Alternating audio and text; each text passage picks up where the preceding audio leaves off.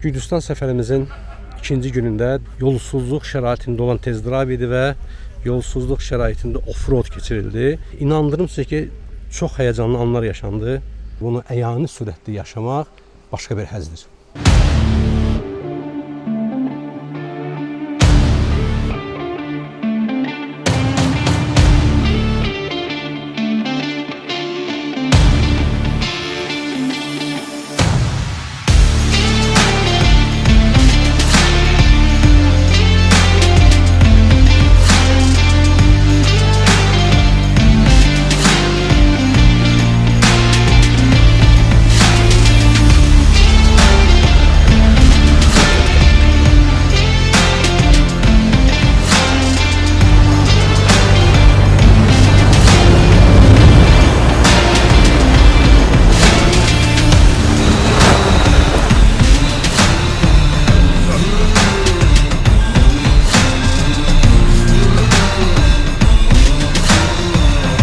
Titanic diye.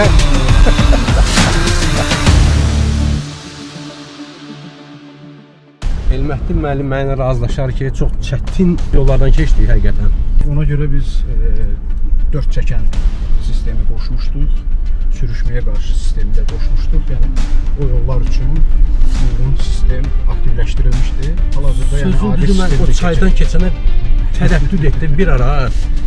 Yəni dayaz da döyüldü çox. Maşında da. Yəni maşının təkərlərini qapmışdı da demək olar ki.